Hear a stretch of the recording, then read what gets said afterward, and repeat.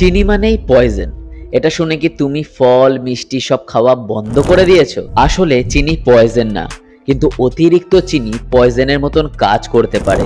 আমাদের শরীরের এনার্জি চালাতে গ্লুকোজ লাগে, আর চিনি সেই গ্লুকোজের মেন সোর্স। তাই পরিমাণ মতন খাওয়া একদম সেফ, বরং সেটা আমাদের বডির জন্য দরকার।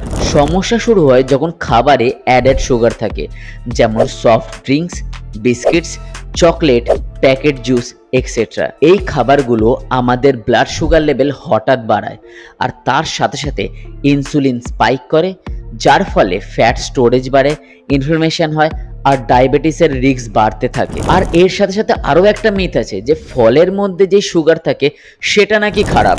ভুল। ফলের মধ্যে যে সুগার আছে সেটা ফাইবার, ভিটামিন, অ্যান্টিঅক্সিডেন্টস ও আরও ইম্পর্টেন্ট ম্যাক্রোনিউট্রিয়েন্ট থাকে, আর ওগুলো বডিতে ধীরে ধীরে অ্যাবজর্ব করে এবং লং টাইম অবধি আমাদের বডিতে এনার্জি দিতে থাকে। WHO বলে প্রতিদিন 25 গ্রামের বেশি অ্যাডেড সুগার না খাওয়াই ভালো, মানে 5 চামচ বা একটু মিষ্টি, দ্যাটস টোটালি ফাইন। সো চিনিটা কিন্তু পয়জন না, সমস্যা হচ্ছে বেশি খেলেই। তো চিনিকে ব্ল্যাকলিস্ট না করে ব্যালেন্স করে খাও, আর ভিডিওটা শেয়ার করো তাদের সাথে যারা চিনি দেখলেই আতঙ্কে পড়ে যায়।